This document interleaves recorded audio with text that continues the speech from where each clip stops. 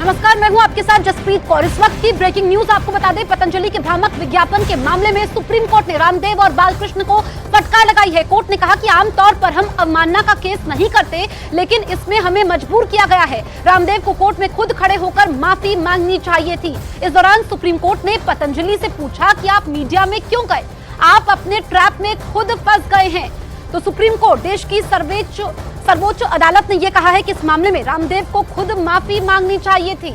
आप ट्रैप में फंस गए हैं, खुद ट्रैप में फंसे हैं, मीडिया में क्यों गए हैं। तो भ्रामक विज्ञापन के मामले में सुप्रीम कोर्ट ने रामदेव को कड़ी फटकार लगाई है। रामदेव के वकील ने सुप्रीम कोर्ट में माफी भी मांगी, लेकिन देश की सर्वोच्च अदालत की तरफ से कहा गया कि इस मसले में रामदेव को खुद माफी मांगनी चाहिए थी और अदालत ने जो आदेश दिया है उसको गंभीरता से लीजिए, ये सुप्रीम कोर्ट ने कहा, और अवमानना की कार्रवाई करेंगे। तो यहाँ पर रामदेव की मुश्किलें बढ़ चुकी हैं।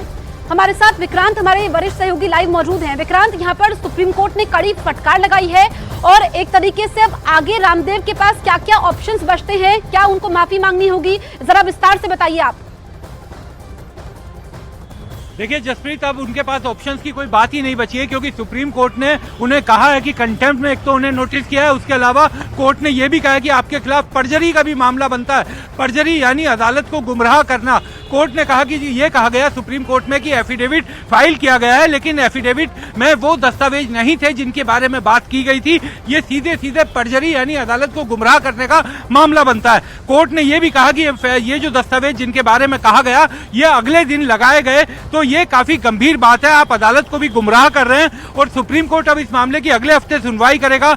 दोनों को फिर से पेश होना होगा, बाबा रामदेव को भी और उनके साथ बाबा रामदेव को भी और उनके बालकृष्ण आचार्य बालकृष्ण को भी। और कोर्ट ने यह भी कहा कि इस मामले में जिस तरीके से मीडिया में आप लोग गए, अपनी बातें कही, तो बाबा रामदेव की तरफ से दलील दी गई कि मीडिया में ना जाने का जो सुप्रीम कोर्ट का आदेश था उसकी जानकारी हमारी कंपनी के वकीलों को नहीं थी। कोर्ट ने कहा कि इस तरीके की दलील देकर आप बच नहीं सकते और जिस तरीके का इस मामले में गंभीर गलत प्रचार किया गया, भ्रामक प्रचार किया गया, दवाइयों के बारे में गलत आप दावे करते हैं, उन सब चीजों को देखते हुए आपके खिलाफ कार्रवाई, ये नोटिस किया गया। ये कहा गया कि कोरोना का टाइम जब बहुत ही मुश्किल समय था, उस समय एक दवा को लेकर दावे किए गए पतंजलि आयुर्वेद की तरफ से। तो ये तमाम ऐसी चीजें हैं जो सुप्रीम कोर्ट का रुख काफी सख्त रहा और अब इस मामले की अगले हफ्ते सुनवाई होगी। अगले हफ्ते भी इन दोनों को, आचार्य बालकृष्ण और बाबा रामदेव को, कोर्ट में मौजूद रहना होगा। बिल्कुल विक्रांत, आप अहम जानकारी दे रहे हैं। भ्रामक विज्ञापन का ये मामला है विक्रांत, इसको इस तरीके से देखें कि अगर पहले ही बाबा रामदेव माफी मांग लेते, झूठा हलफनामा कोर्ट में नहीं देते, तो अवमानना का केस नहीं चलता। देखिए, हलफनामा जो उन्होंने कहा कि कुछ दस्तावेज लगाए गए हैं, वो बाद में अगले दिन कोर्ट का ये कहना था कि अगले दिन वो उसमें लगाए गए, तो परजरी का मामला बनता है कि कोर्ट के सामने आपने जो कहा अगर वो नहीं किया तो परजरी, एक तरह से अदालत को गुमराह करना।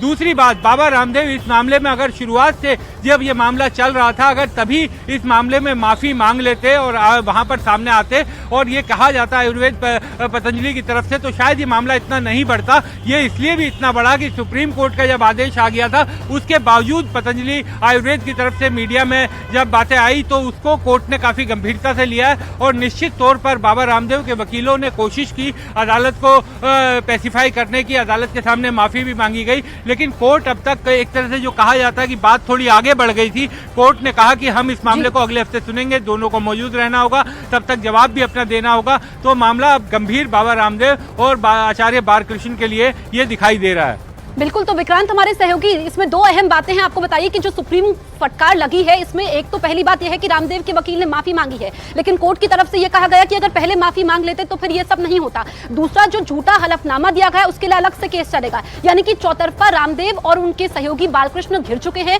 जैसा कि हमारे सहयोगी विक्रांत जानकारी दे रहे थे कि अगले हफ्ते पेश होना होगा, रामदेव और उनके सहयोगी आचार्य बालकृष्ण को अगले हफ्ते पेश होना होगा। और इसमें हम देखें कि जो मीडिया में गए, कोर्ट की तरफ से कहा गया कि खुद ही ट्रैप में फंस गए। विक्रांत, आपका इस तमाम जानकारी के लिए बहुत बहुत शुक्रिया।